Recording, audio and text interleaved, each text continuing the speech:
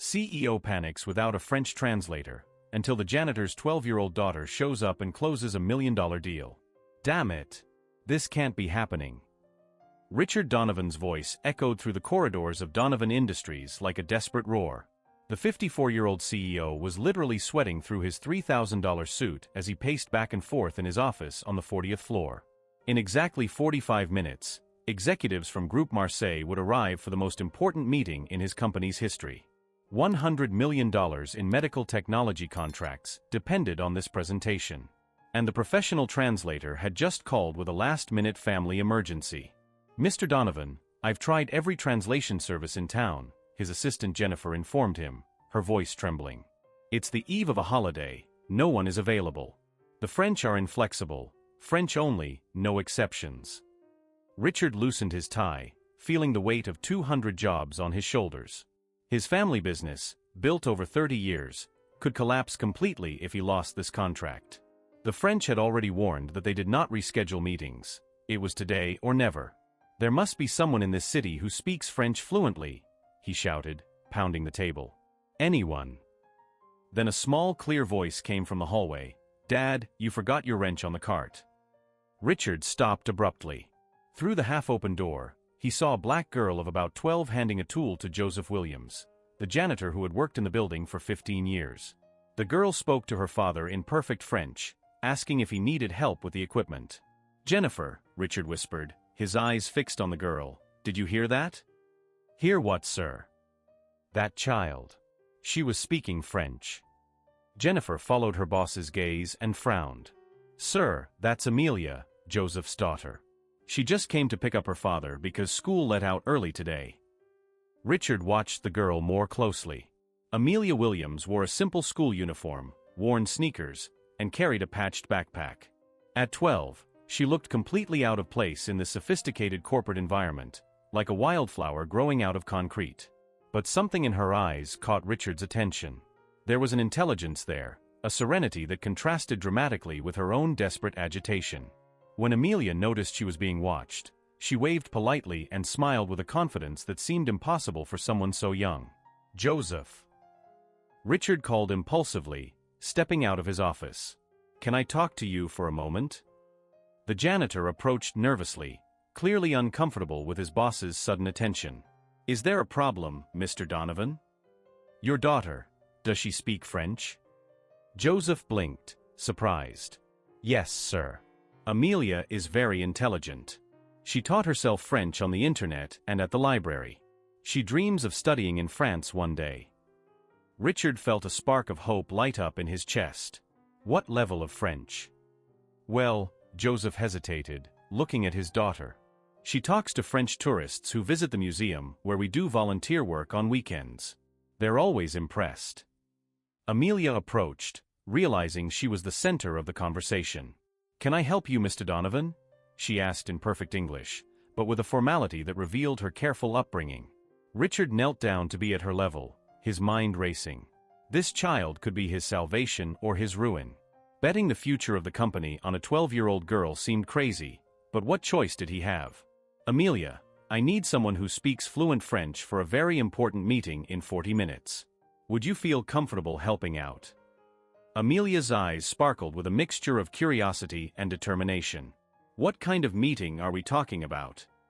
If this story of unlikely courage and unexpected opportunities touched your heart, don't forget to subscribe to the channel to find out how a simple student was about to teach a lesson about underestimating people based solely on appearances. "A very important business meeting," Richard repeated slowly, watching Amelia with a mixture of desperation and skepticism. It would be simultaneous translation for French executives discussing $100 million contracts. Amelia nodded with a seriousness impressive for her age. "I understand perfectly, Mr. Donovan. I can do it." Joseph interrupted nervously. "Sir, with all due respect, Amelia is just a child. It might not be appropriate." "Papa," Amelia interrupted him softly in French, "let me show you what I can do." Then she turned to Richard in flawless English. "Mr. Donovan, you need to know that I learned French because my late grandmother was from Haiti. She raised me speaking only French until I was 6, when she came to live with us." Richard felt a tightness in his chest. The girl had lost her grandmother, just as he had lost his father when he was the same age. But his business mind still resisted the idea. Amelia, this meeting is worth the future of the company. If something goes wrong, then you've lost everything, she replied with devastatingly simple logic. But if it goes right, you've gained everything.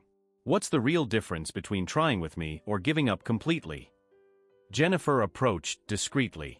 Mr. Donovan, the French have just confirmed. They'll be here in 35 minutes. And security says there are reporters from the Financial Times in the lobby. If this meeting fails publicly. Richard ran his hand through his hair, feeling the weight of the world on his shoulders.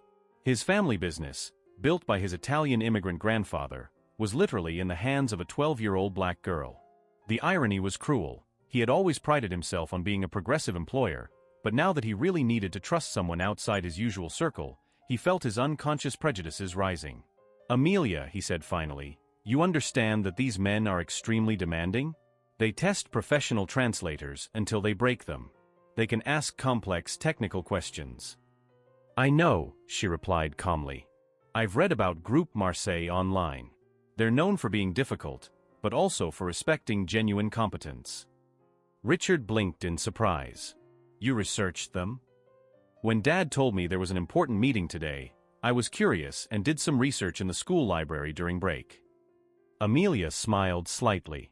I learned that the CEO, Mr. Dubois, lost his wife 2 years ago in a medical accident that could have been prevented with better technology. That's why he invests heavily in medical innovation. Joseph looked at his daughter with pride and surprise. Even he didn't know Amelia had researched the visitors. Mr. Donovan, Jennifer whispered urgently, a message just came in from the French. They're stuck in traffic and will be here in 20 minutes. Richard felt the panic return.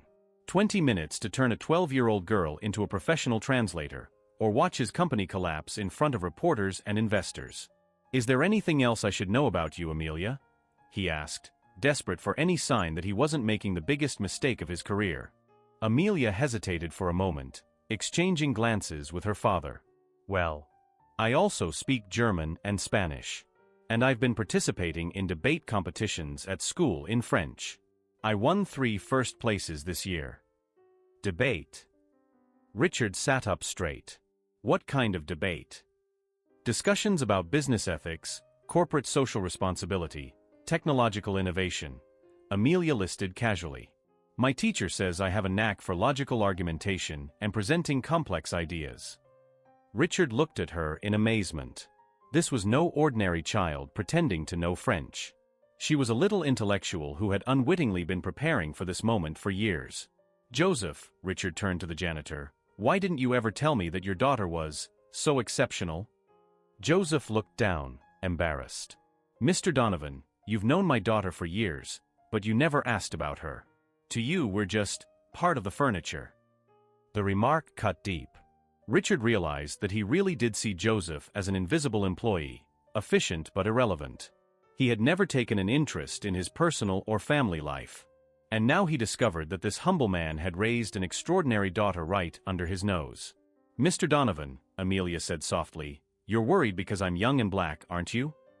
The direct question left him speechless.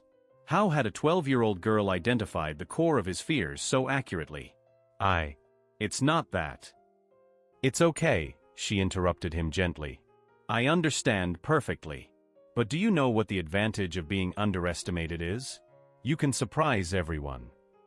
As Richard struggled with his inner prejudices and the relentless clock, something in Amelia's determined gaze began to awaken a feeling he hadn't felt in years, the same spark of daring his grandfather had when he bet everything on a company no one believed would work. 15 minutes, Mr. Donovan, Jennifer announced, her voice heavy with tension as she watched Richard still paralyzed by indecision. Security has confirmed that the French executives have just arrived in the parking lot. Richard glanced at Amelia, who stood calmly beside her father, as if discussing million-dollar contracts was a routine part of her 12-year-old life. Something about that serenity bothered him. It was almost as if she had been waiting for this opportunity for a long time. Amelia, he said hesitantly, do you really understand the magnitude of what we're discussing here? If something goes wrong, 200 families lose their jobs before Christmas. I understand perfectly, Mr. Donovan, she replied with disconcerting maturity. But may I ask a question? Why are you more concerned with my age and appearance than my qualifications? The direct question left him speechless. Joseph shifted uncomfortably, clearly proud of his daughter's courage but concerned about her boldness. Mr. Donovan, Jennifer interrupted, stepping closer, can I speak with you privately? Richard followed her a few steps, lowering his voice. Jennifer, this is crazy. Betting everything on a child. With all due respect, sir, Jennifer interrupted, something she rarely did in 15 years of employment. I grew up in the same neighborhood as Joseph and Amelia. I've known that family for years. Amelia is no ordinary child. Richard frowned, surprised. What do you mean? She won a full scholarship to Riverside Academy, the most competitive prep school in the city. At the age of 10, she competes in academic debate tournaments against high school students and wins regularly. Jennifer looked him straight in the eye. Mr. Donovan, Amelia Williams is a genius. And we're wasting her because she doesn't look like what we expect a genius to look like. Richard felt the weight of that revelation. Riverside Academy cost $40,000 a year and had a 5-year waiting list. How had a working-class family gotten a full scholarship? There's more, Jennifer continued. Amelia also speaks Mandarin and Arabic. She teaches French to immigrants on weekends at the local church. Voluntarily. 12 minutes, shouted an assistant from the hallway. Richard turned to Amelia, who had listened to the entire conversation without flinching. Why didn't you ever mention any of this? Because you never asked, she replied simply. For years, you greeted my father politely, but you never showed any real interest in getting to know our family. To you, we were just part of the scenery. The observation cut deep, echoing Joseph's words from minutes earlier. Richard realized that he had systematically underestimated the people around him based purely on appearances and unconscious biases. Amelia, he said, his voice changing in tone, if I'm entrusting this meeting to you, I need to know you can handle the pressure. These executives are known for testing translators until they break. They ask trick questions, change subjects abruptly, and use specific technical jargon. I know, she replied calmly.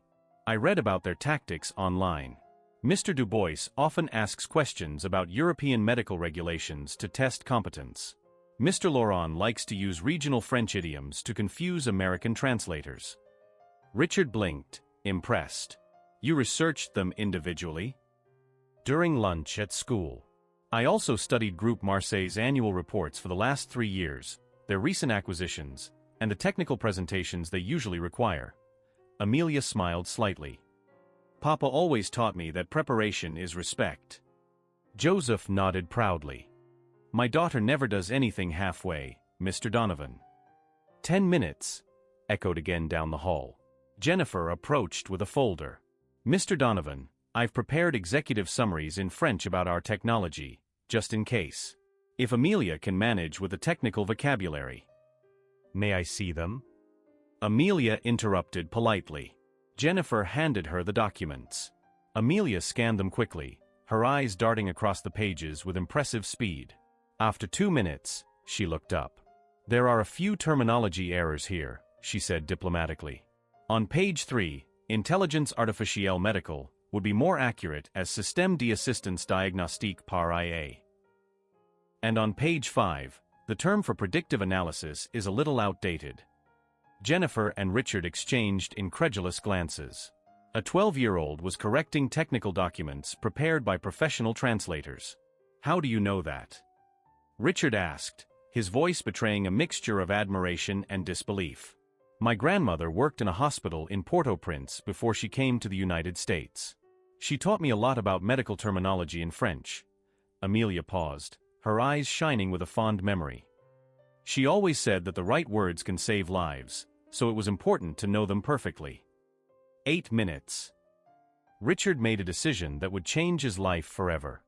Amelia, you're hired. But I need you to understand one thing. If these men sense any weakness, they will exploit it mercilessly. It's not personal, it's French business. I understand, Mr. Donovan, she replied with that disconcerting serenity. But can I give you some advice? Stop worrying about what they'll think of me and start focusing on why your technology can save lives. Genuine passion is universal in any language. As they walked toward the conference room, Richard noticed something extraordinary happening. Amelia's calm presence was transforming his own anxiety into determination. For the first time in weeks, he wasn't thinking about what could go wrong, but what could go right. "Mr. Donovan," Amelia said softly as they walked, "there's something you need to know about this meeting. Something that could completely change how you approach these executives." Richard stopped abruptly. "What do you mean?" "5 minutes." Amelia's eyes shone with a confidence that seemed impossible for her age, as if she knew something that would turn this desperate meeting into something completely different. Something that no adult in the company had considered, but that a brilliant young girl had discovered in her secret research on the most powerful men in the French medical industry. "Mr. Donovan," Amelia said calmly as they entered the conference room, "Mr. Dubois lost his 12-year-old daughter in a medical accident 2 years ago. Her name was Amélie, just like me but in French." Richard stopped abruptly. "How did you know that?" "I researched beyond the business reports. I read obituaries, newspaper articles, personal interviews." Amelia adjusted her school bag.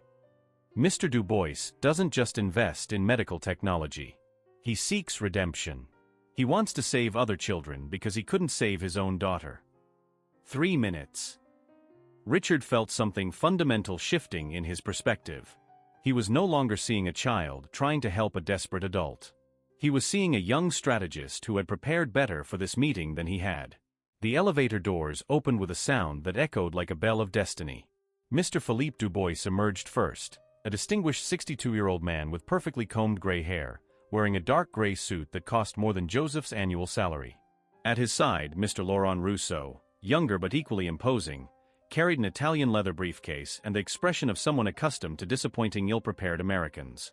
Richard took a deep breath and approached them. "Gentlemen, welcome to Donovan Industries. I am." "Good morning, messieurs." "Dubois and Rousseau," Amelia interrupted softly in French, stepping forward with the confidence of an experienced diplomat. "I am Amélie Williams and I will be your interpreter today. I hope your flight from Paris was good and that you were able to rest despite the jet lag." The silence that followed was absolute. The two French executives were completely paralyzed, their expressions changing from professional skepticism to utter amazement. Not only because of the girl's perfect fluency, but because of the diplomatic elegance of her presentation and the genuine concern she showed. "My God," Dubois whispered in French, his eyes filling with unexpected tears. "Your accent, it's perfect. Where did you learn to speak like that?" Amelia smiled gently. "My grandmother was from Haiti, sir. She raised me speaking French until I was 6 years old. She always said that French was the language of the heart." Richard watched, fascinated, as something extraordinary happened. Dubois slowly knelt down until he was level with Amelia, his hands trembling slightly. "What is your name, my child?" "Amélie, sir. Like your daughter." The world stopped. Dubois closed his eyes, breathing deeply. When he opened them again, there was a humanity there that Richard had never expected to see in such a powerful executive. "Mr. Donovan," Dubois said in English heavy with emotion, "in 25 years of international business, I have never met a translator so young and so well prepared. But there is something more important here than business." Rousseau, equally moved, added, "This child has treated us with more respect and care in 2 minutes than many adults show in entire meetings." Richard felt his worldview shatter and rebuild simultaneously. For 40 minutes, as Amelia translated every technical nuance of the presentation with surgical precision, he watched a transformation he would never forget. It wasn't just translation. Amelia was able to capture the emotions behind the words, the unspoken fears, the hidden hopes. When Dubois asked complex questions about ethics in artificial intelligence, she didn't just translate, she contextualized, explained, humanized. "Mr. Dubois is asking if our technology can prevent the diagnostic errors that took his daughter away from him," Amelia translated softly, her words laden with genuine compassion. That's when Richard realized he wasn't just watching a business meeting. He was witnessing a session of emotional healing conducted by a 12-year-old girl who understood pain in a way that privileged adults could never comprehend. "Our technology," Richard replied, looking directly at Dubois, "exists to ensure that no parent ever has to go through what you went through." Amelia translated, but added something of her own, "And I can promise you, sir, that every time that technology saves a child, your Amelie will live on through that act of love. Du Bois broke down in tears. A man who controlled $100 million, crying openly in a conference room because a child had found the words his expensive therapists had never been able to offer him. "Mr. Donovan," Du Bois said finally, wiping his eyes, "we're not going to invest just the $100 million we discussed." Richard felt his heart race. "We'll invest $200 million. And we want Amelie to be our official ambassador for this project." Rousseau nodded vigorously. "This child understands the true purpose of medical technology in a way that adult executives take years to learn." Richard looked at Amelia, who remained calmly seated in her chair, as if securing the largest investment in the company's history was routine. "There is one condition," Du Bois continued. "We want to establish a comprehensive educational fund for Amelie. University, exchange program in France, everything paid for. This child should not be limited by financial circumstances." Joseph, who had watched everything in absolute silence, finally spoke. "Gentlemen, I don't know what to say." "Papa," Amelia said softly in English, "remember how Mama always said that God put special people in our path at the right moments? I think today we have all been those special people for each other." As the contracts were signed and champagne was served, Richard realized something that would keep him awake for weeks. For years, he had walked down the hall ignoring Joseph and Amelia, seeing them as invisible parts of the corporate landscape. He never imagined that he was ignoring the very person who would save his company and change his perspective on what it really meant to recognize talent. At the end of the meeting, as the French said their goodbyes with warm hugs for Amelia, Du Bois whispered to Richard, "Sir, you didn't just hire a translator today. You discovered a treasure that was hidden right in front of you." But the biggest revelation was yet to come, because while everyone celebrated the unexpected success, something in Amelia's bright eyes suggested that this meeting was just the beginning of an even bigger story. A story that would show the whole world the price of underestimating people based solely on appearances. 6 months later, the transformation at Donovan Industries was visible from the moment anyone entered the building.